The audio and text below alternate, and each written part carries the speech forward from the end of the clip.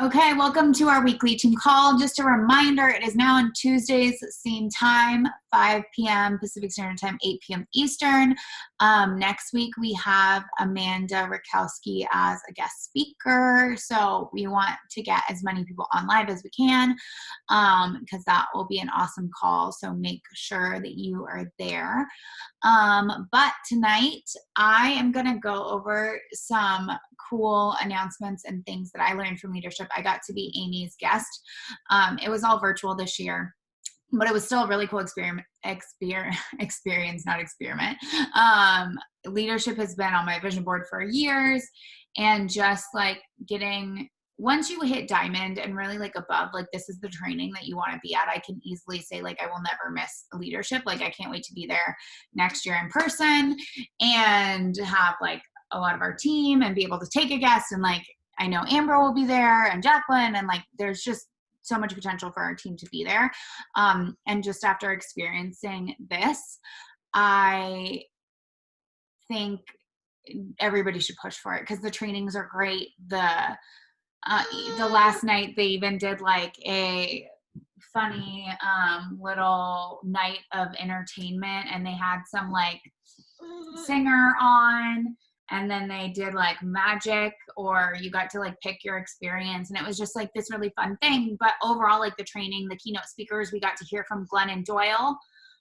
So if you've read Untamed, that was really cool. And then we also got to hear from Jay Shetty.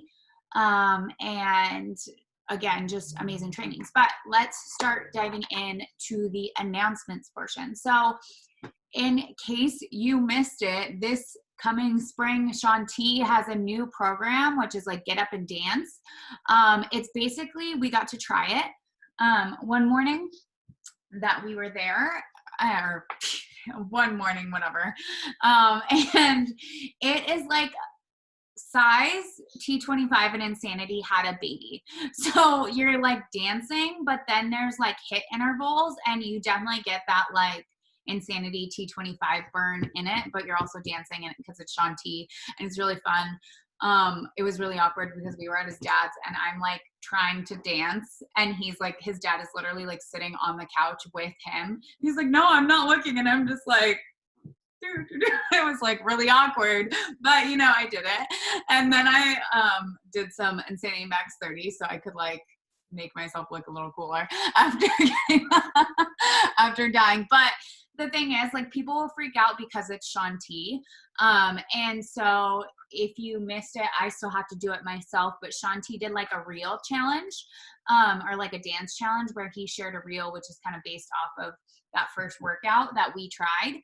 And you can go do it and then do a reel. That's one of my goals for this week, is to get that done. And I know Amy posted one, Amanda posted one. There are a lot of people on the team who've already done it, like, and then other leaders like in the network were doing it because, again, Shaun T like did that as a challenge, and then he posted it on Instagram. So I would definitely do that. And then the next thing that was a big announcement was the 9-week Control Freak dates. So the dates for the coach window, they actually moved it up because they were going to do it like the end of December or early January, but because they want people to be able to get their stuff in time to actually start, the coach window starts December 7th, so we can start ordering our packs December 7th. And then the customer VIP early access window, it starts the 21st. And after talking to like Amy about this isn't the kind of program that you can start without the equipment. Like, you need everything in order to start. You need the ball, you need the control track that comes with it. So last night we did like a diamond call, and we're working on some really cool things. One of them being, there will be a big January challenge group, and Amy said she's gonna try to get Autumn to like be a part of our prep week for it, and we're gonna try to make something really special for that, and like do a big team-wide thing. But there will have to be like a hard cutoff day. Like it can't be something where you keep ordering, because like in order to actually start the program and do the program, like you need the ball, you need the control track. We also got to sample that workout, or one of the workouts from that, and it was definitely really fun, really challenging. It's like Tabata style, where you go for as many reps as you can. But Amy definitely put emphasis on the fact when we were talking about this, that like customers won't be able to, and even coaches, like none of us can start without the equipment. So like on 12/7, make sure that you are getting your bundle. And obviously you're not just going to get like the digital unlock. You need to get like an accessory bundle or one of the challenge pack completion packs. I would get a completion pack. I will too. I'll use it as an excuse to like stock up on subs. But so you make sure to get it in time to start. And then even then it'll be like sampling moves and stuff, and then starting probably with the group in January. But that leads me into like the next thing I wanted to talk about briefly. We talked about bod groups a lot. Hi, here, you're sitting on it. You're sitting on the resistance band. A lot of leadership and a lot of the leaders talked about bod groups, and there was a really strong emphasis on making sure that you are running bod groups. Beachbody as a whole they're noticing there's more retention within our customers and within sales and within volume and income with coaches who are using bod groups, because they're seeing what other people are doing. And so they're like, if you're not using bod groups, your income's kind of missing out too, and your volume, because there's just something that happens with people seeing what other people are logging and like having that experience. And it's really encouraging people to like stay on their supplements. And like one thing that corporate talked about too with this is like bod groups is just going to continue to get better. Like they're continuing to work out their kinks. They're continuing to just make it more user friendly, and they want to make it a really strong platform. So we have something amazing that gets people off social media. And the main theme that was talked about a lot was like bod groups is here to stay. As a company and as a business, we're just going to keep utilizing it more and more. Like there will be more things that they implement with it. They're going to make the inviting process a lot easier with it. They're just going to continue to make it better and better. So it's really important that now you are getting on board with it and you're not waiting till like next year or like a year from now to do that. So again, like understanding that yes, there's still glitches because they're still working on things, but they're just going to continue to make it better. And there's a lot that Carl has planned for it. He like kind of like hinted at that, like there's a lot that he has in the works for that platform and what he wants to do with it, and incorporating our business into it. So I think it's really important that we use it and utilize it now and get our customers used to it now, get our coaches used to it now, and like get very familiar with it ourselves and are running monthly groups, because it's also helping Beachbody like track our businesses. Like I said, they can tell based off retention, like who's doing what and like the results that people are seeing. And so I think that's also really helpful. The next thing that I wanted to talk about was something really cool that Beachbody is doing. Coming, and they said it probably won't be till June or July, so like late in the second quarter. We will have no more discount coaches. There will be preferred customers.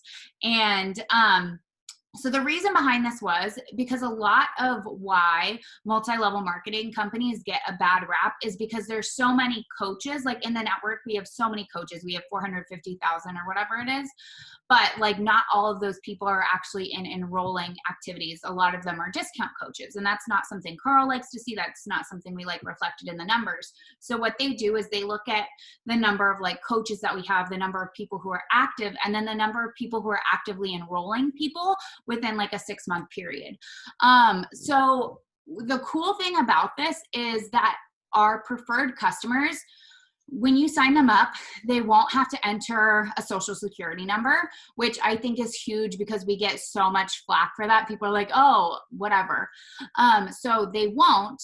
And the reason again behind that is because it's a business and they need, if you're going to earn money, like that's what you need to do. So the main difference between a preferred customer and an actual coach is that a preferred customer will not be able to sell something and like enroll people unless they can switch over to a coach, and they can do that. That'll be like a thing that they can do in their like office. They won't have like an online office like we have, but on their account they can switch it over to hold on one second. They'll be able to switch to coach if they want to do that. One thing also, I guess, Jacqueline, actually, you ask your question and then I'll get back to what I was saying. So is there a fee to switch over to a coach? Over, but they still, as a customer, pay the $15.95 monthly fee. But it handles the like discount and all of the other things.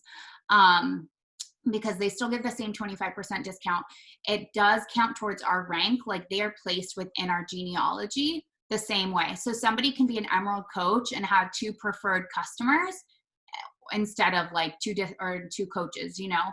And how Beachbody recognizes this, they're going to go through our entire organization. This is what, and thank you, Ro. This is something that'll be really interesting to see come January, or not January, come whenever this actually happens.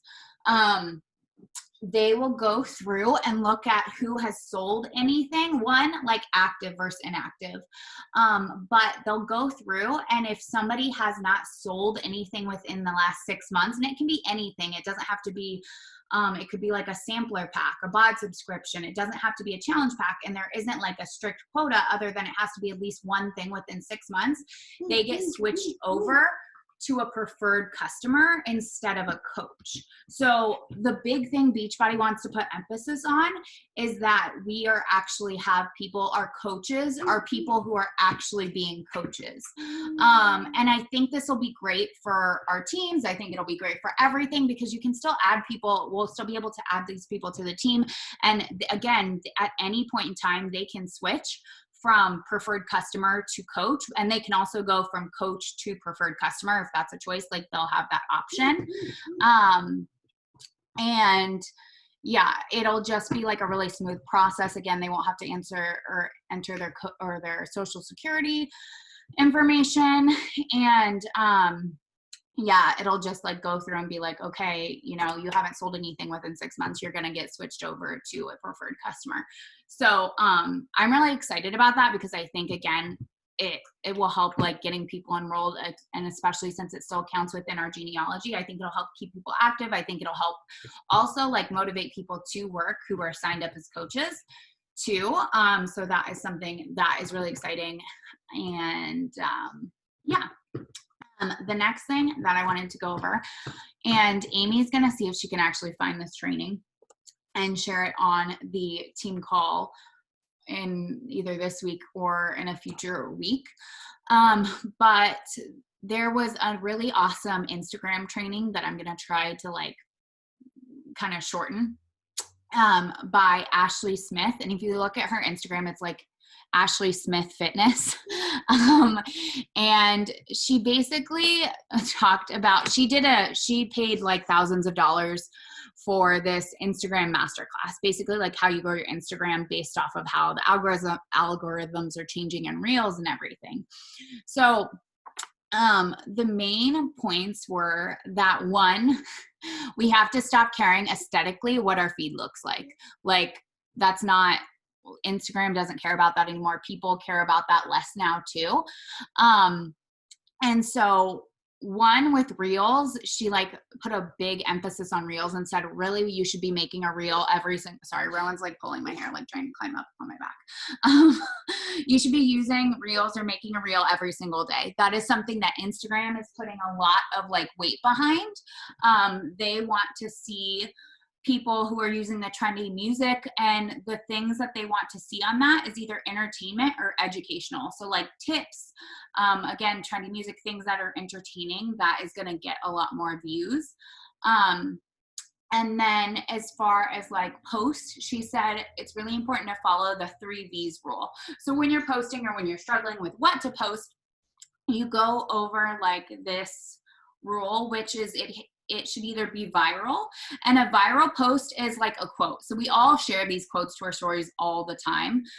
Just something that's either funny or like motivational or something that we share, like save and share. So right now, like what gets traction on the algorithm is when people save and share. So instead of saving and sharing other people's posts, screenshot that, like look at other accounts who have a lot of those quotes and save, screenshot and save, and then share those to your feed. Obviously you can give that original post credit. Like you don't want to, especially if it says like their name, you want to make sure you're giving them credit, but like having a viral post, and this is something that is easy, there's not a lot of thought behind it, but it's like shareable. It's something that you're going to get people to save and share. And I did this yesterday, and it goes so against like what I've been doing for years, like taking a quote and posting it with a pretty photo or whatever.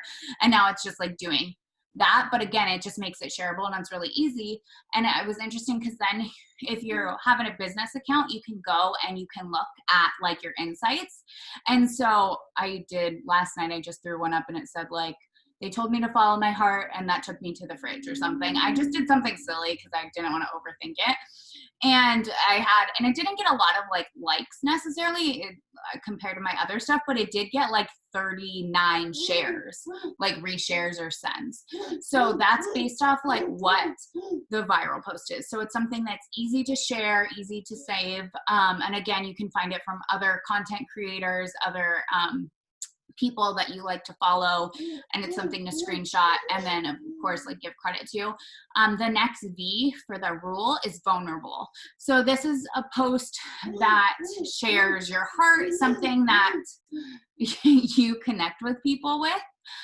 It's a way for your followers to get to know you better, especially the new people who are generally seeing your stuff after you share something that's like viral, something that's easy, that easy to share thing that gets you new eyes. So the next thing is like a vulnerable post that this fits within your brand, within your story, something that connects you to your people.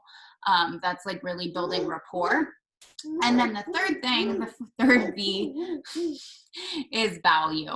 So this can be a recipe. This can be anything. When we've talked about value before, like Amber posted like her blowout today on Reels, like how to do that, like anything that gives people value.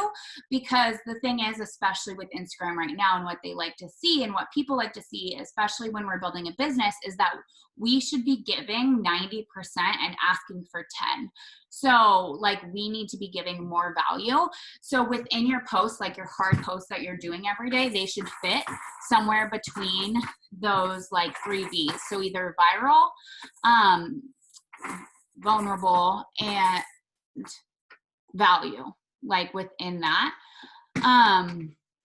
And then getting in the habit of like doing reels and not overthinking them. Like you don't have to be perfect. Again, I get caught in the trap of like trying to make my feed really aesthetically pleasing, and they said like just stop worrying about that, because that's not what Instagram or people care about anymore. They want things that are easily shareable, entertaining, educational. So that is things to focus on. And then as far as like Instagram stories go, I thought this was really interesting. She was like, every day, this is the rule that I learned that I like to share. One is called like B-roll, like an example of B-roll, which is like taking like a hyperlapse of you or something like sped up with you doing like a power hour or meal prep or like a routine, just something that shows people for like a long period of time, like what your day looks like, and like speeding that up and sharing what you're doing and kind of like bringing them into your day. And it's just a different way to show people like what you're doing. So instead of just posting like a power hour selfie or like a boomerang, it shows people you sitting there and like your life a little bit more. I know Amy did one today with like her morning routine or like getting ready to work out. Meredith did like a power hour one. If you want to go look at their examples on their Instagram stories. And again, it's just like showing people what you're doing. And then the second type of story she called a talking head. So obviously that's like you either setting your phone up and being like a full body, or like you holding it. But one thing she said is so many times we get on our phones and talk on our stories about nothing, and that loses people's interest, like when we don't have a point. So she said, when you're doing the talking head story, like stick to your point. It should either be a tip, a problem with a solution, or a tutorial. Just like keeping it very to the point, and not like, yes, you can tell people about your day, but also just like keeping people's interest. This is how you're going to do it. And then the last part for the stories that she recommended was what she called static clips. And this is like taking a photo, taking one of your photos of you, whether it's like a workout photo or something, or like a pretty image, and then adding text to it. And she said the reason behind, and again, it's like a way to add value and to utilize your brand colors, but it keeps you in the story. And it keeps you like in the picture if you're using like a picture of yourself, but also this is, it keeps you moving forward. So it's the thing of like talking about a challenge group or talking about nutrition or talking about, and it's another way to add value and keep engagement and keep people moving forward. And I really just liked, that I liked the 3V rule because it just definitely like simplified it for me, like value, viral, or vulnerable. And she said really like aiming at least to have like a vulnerable post 1 to 2 times a week. And it doesn't have to be super vulnerable, but just a connection. Like think about it as a form of like connecting with your people, especially if you're like trying to do those viral posts like once a week. So you have that other, like you're getting that attention or you're getting new eyes on your page. And my baby. And then the value is like keeping people there. So viral is like getting new eyes. Vulnerable is to connect with those new people. And then value is to keep those people, if you need to think of it that way. And then the other thing that I wanted to cover really, really quick, because I really liked this from Jay Shetty. And again, I'm very simplifying this because we only have a few minutes left before this other belief series call, is he gave like 5 tips for creating your best year ever. And it's like really simple. But the first tip is like getting yourself right. And he said, like, this year especially, there's been a lot of pain. Like this year has had a large pain point for a lot of people. And he said something, he was like, but I think what a lot of people are missing and what people need to focus on is the reflection portion of this year. And so, because when you add pain with reflection, that equals progress and growth. And he was like, but if you don't have any reflection, you just have pain. So, and he was like, in getting yourself right, and getting your head right, like focusing on your wellness, which we already do, but really like focusing on the reflection portion too, so you can get the progress. And then he also, every day, he starts his day with what he calls like his time morning routine. And time, or T, stands for thankfulness. So starting every day with gratitude, but being also very specific about your gratitude, thinking of somebody you're thankful for, thinking of something that you're extremely thankful for, and like feeling it. The I in time stands for inspiration. So thinking about what inspires you, whether it's like your goal or like looking at an inspirational, actually I had that wrong. It's like listening to something that's inspirational to you. So like something that pumps you up, whether it's an inspirational call that's like 10 minutes, or just like a song or a quote, or just having like an inspirational part of your day to like get you pumped up and going. The M in time stands for meditation, which is perfect because now we have this meditation program that Beachbody just came out with, but also like just again, getting yourself ready. And then the E stands for exercise. So this is all things like within we already do, but again, getting yourself right. And even Amy was like, I do, the thankfulness, the meditation, and the exercise, but I could even work on the inspiration, like finding something, whether it's a motivational song. I thought of my Power Hour playlist from Kim Fitzpatrick and like the songs on there, or finding like a video or just something to listen to every day to really like get your mind right. And then so 2 in his tips are work with your team, and not just like work with your team, but know your team, know the kind of person like your coaches are and like what motivates people, how they communicate, and really just being more intentional with how you work with people and working with people. Again, it's like working with the willing and not people that you're dragging along, but people who actually want to like work with you. And then number 3 was know your goals, get very specific for your goals for the new year and what you're working towards. 4 is make a plan, like have a solid action plan behind those goals. And then number 5 is focus, and like don't lose that focus. Don't get distracted like because you're gonna see, he was like between like step 4 and 5, you're gonna struggle. Like that's a reality. Like before you thrive in anything, you always struggle. But in order to like get past that, you just have to continue to focus and work on overcoming that. So that was that, really dumbed down into something very, very quick. But basically, I think that event was amazing. I got so much out of it, especially that social media training. I know Amy said that she was going to see if she could find it in the round table and then like either see if she could save it or like just share it on a team call for the social media training, which I thought that was gold. But I think there's so much coming. Like Carl did like an end of the event speech, and he kind of like gave his thought process, and it wasn't like an amp up speech. He's like, normally like I try to amp you up, but he's like literally always wakes up thinking about the competition. He like gave us like this 20 to 30 minute speech just based off like what goes through his mind every morning. And he was like, Carl, like, why are you laying in bed? Like, you have competitors sneaking up on you, you have this, like, how are you going to continue to get better? Like it just really motivated me. And I'm like, if Carl thinks like this every day and still gets up, like, and he's built this billion-dollar business, like, why aren't we doing it? And he really wants us to succeed, and wants the best for us, but he wants for the people who are going to do the work. Also, I almost forgot, they did have compliance come talk to us because it's leadership and whatever.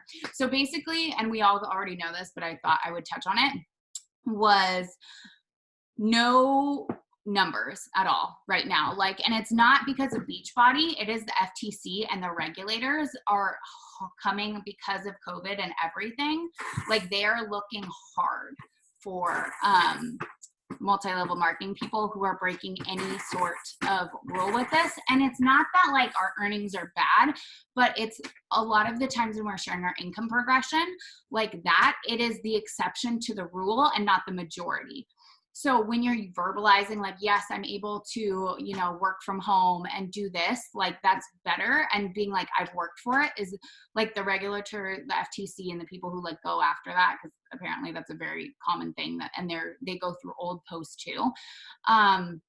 Like, they look for, this was easy, this happened overnight, which I know we like don't say, but thinking like, oh, making it sound like it's easy and it wasn't work.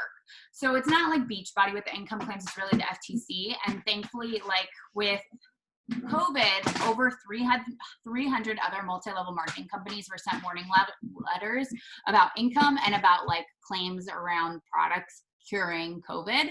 And we weren't one of those companies.